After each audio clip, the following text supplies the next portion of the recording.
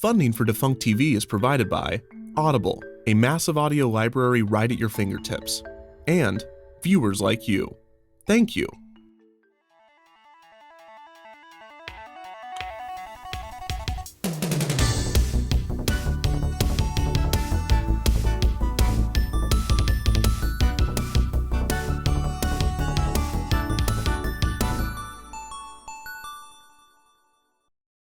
On November 10, 1969, a new children's television program debuted on the public television network National Educational Television. The show featured a cast of humans, animals, and monsters all living together in the colorful neighborhood of Sesame Street.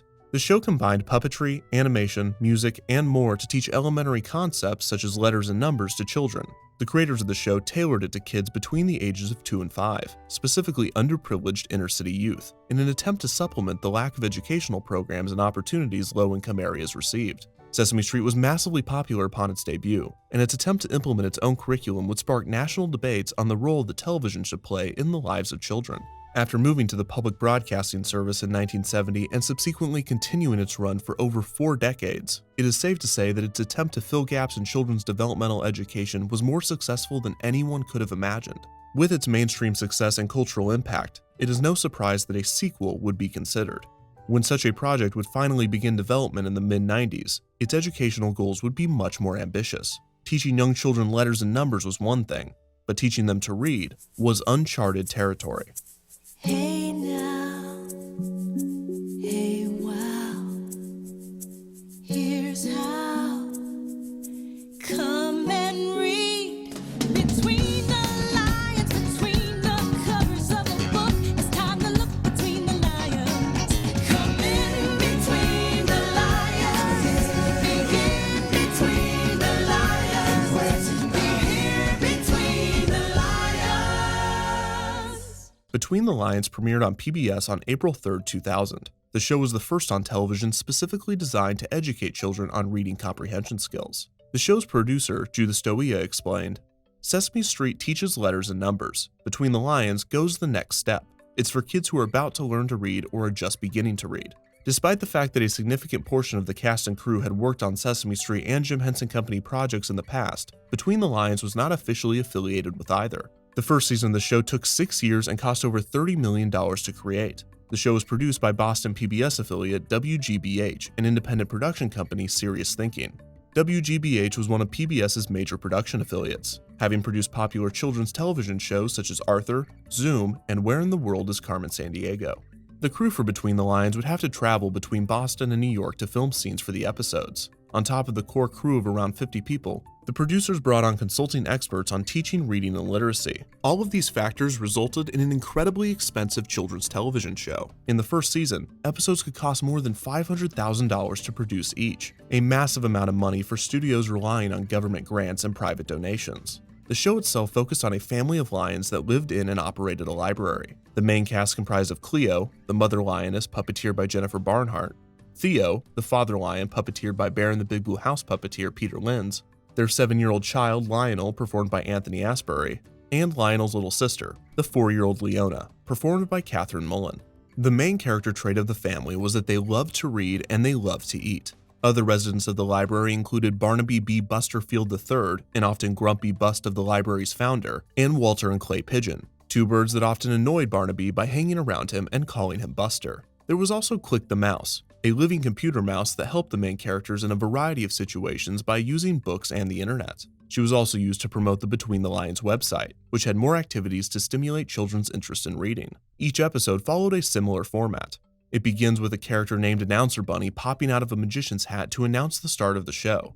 The theme song would then roll. After this, the main storyline with the Lion family would begin. There were 2 types of stories that an episode would follow. The storybook storyline would center around the family learning about and reading a real-life book that children watching might find at their own library. The other storyline was a pronunciation and comprehension-focused storyline. These were more random, and the plot was specifically centered around a certain letter combination or word type that the rest of the episode would teach. For instance, the Season 1 episode, The Lost Rock, focused on the word rock and similar words such as clock and sock. After the first section of the main storyline was over, the show moved on to rapid-fire learning segments.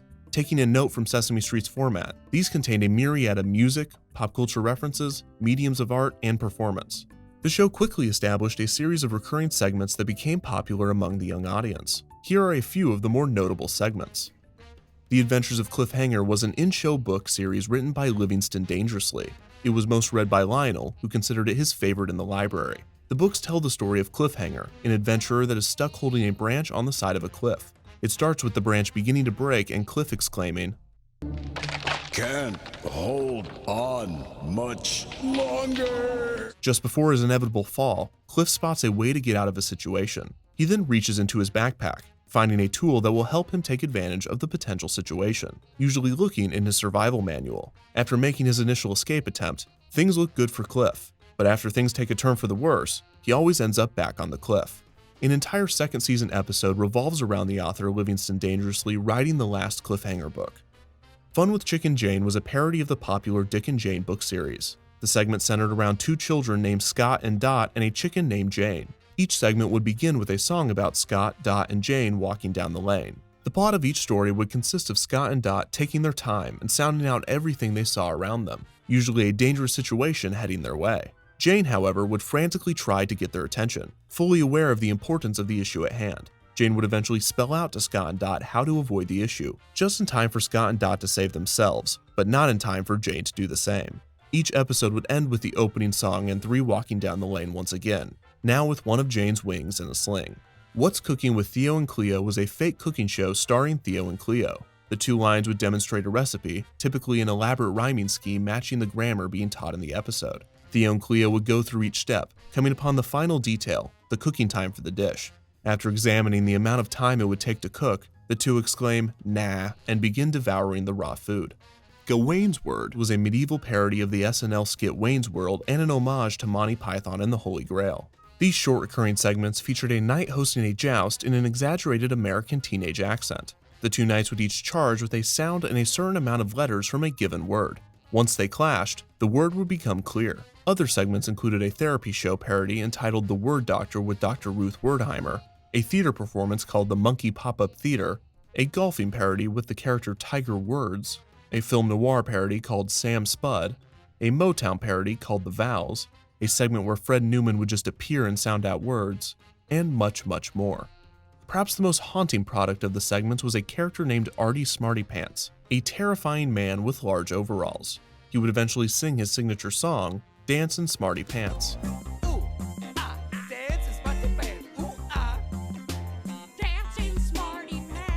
Good luck getting that out of your head. While that might be the most haunting image of Between the Lions, the following segment was the most immediately terrifying. No introduction can do this justice. Okay. Uh-oh. Did the tummy lady eat too many treats? Oh dear. The episodes would return to the main storyline with the Lion family and supporting characters, eventually resolving the minor conflict. Less emphasis was put on the story's moral lessons in order to focus on reading comprehension. Like Sesame Street, Between the Lions would feature a variety of guest stars. A key difference was that Between the Lions favored the more obscure celebrities. This resulted in guest stars such as Al Roker and the cast of The Daily Show with Jon Stewart making appearances in various segments. Between the Lions was a huge success, both for ratings and effectiveness. Studies showed that children from low-income communities that regularly watched Between the Lions significantly improved key reading skills. Between the Lions also came at a time of scrutiny for PBS's lineup. The 90s had brought the smash hit shows Teletubbies and Barney and Friends, beloved by children but despised by parents. Between the Lions, with its use of clever parody and mature but appropriate humor, was refreshing to family audiences who were tired of shouting and baby talk. Season 1 of Between the Lions aired throughout April and the beginning of May of 2000, with the first season ending on May 12th. The success of the show resulted in a renewal for a 25-episode second season, which began airing a year later on April 2, 2001. A highly publicized episode of Season 2 introduced a character with a learning disability. The show was praised for its incorporation and handling of the subject. All episodes of this season were released on a similar schedule to the first season during April and May. After this, the show was renewed for a third season, but only 10 episodes were ordered. These would not begin airing until September 16, 2002, with the last episode of Season 3 airing on November 18, 2002. The Season 4 renewal would bring an even smaller order, with only 5 episodes airing between September 15th and September 19, 2004. The unusually high production cost of the show was resulting in less and less episodes being created each season, and the future of Between the Lions was bleak. PBS could only cover around 1/4 of the budget, and it seemed almost certain that the show would be canceled. Luckily, in early 2004, Mississippi Public Broadcasting noticed the issue. Impressed with the effectiveness of the show's curriculum, they quickly swooped in, offered funding, a local crew, and studios if the show moved production to the state. The state of Mississippi already had a relationship with the show. For one, Mississippi State University conducted one of the major studies proving Between the Lions' effectiveness on literacy. On top of this, children from Mississippi were among the lowest performing groups in reading comprehension in the country. From the production side, the move made perfect sense as well. Filming in Mississippi as opposed to New York and Boston would significantly reduce production costs, and the generous offer at such a desperate time could not be turned down. Plus, the crew in Mississippi were non-union, so the production was even cheaper.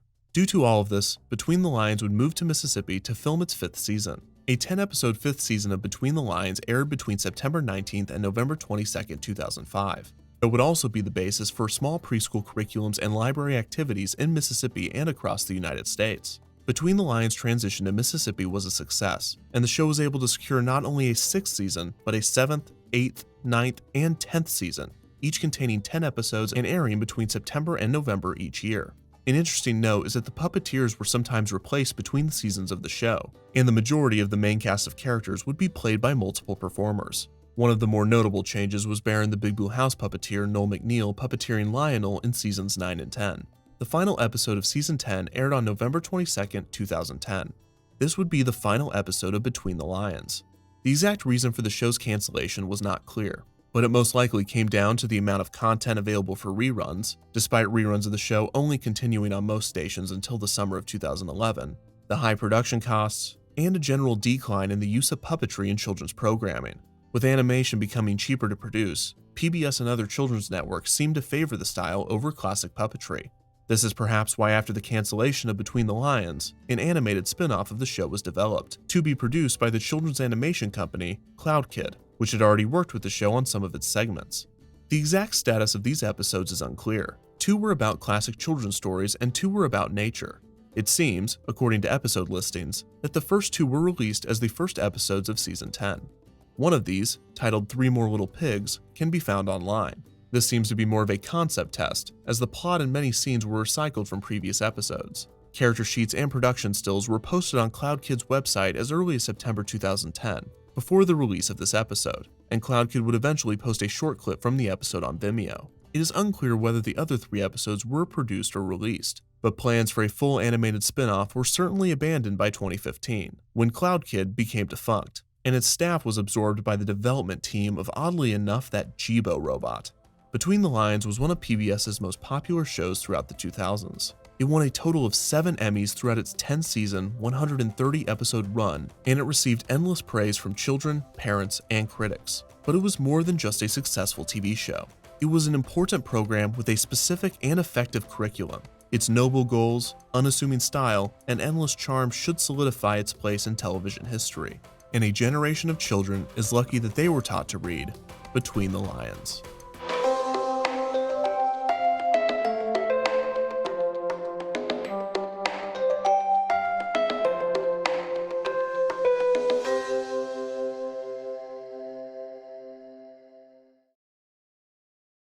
Funding for Defunct TV is provided by Audible. It's that time of year when everyone is thinking about thoughtful gifts, and what gift is better than the gift of reading? And what better way to read than through Audible's unbeatable selection of audiobooks? With an Audible membership, you can choose 3 titles every month, 1 audiobook and 2 Audible originals that you can't hear anywhere else. For instance, you can listen to Click Clack Moo, Cows That Type, a favorite of the Lion Pride. You can listen on any device, anytime, anywhere, and right now for a limited time you can get 3 months of Audible for just $6.95 a month. That's more than 50% off. Just go to audible.com/defunctland or text Defunctland to 500-500 to get this incredible deal. Give yourself the gift of listening. And while you're at it, think about giving Audible as a gift to someone on your list. Just go to audible.com/defunctland or text Defunctland to 500-500 today.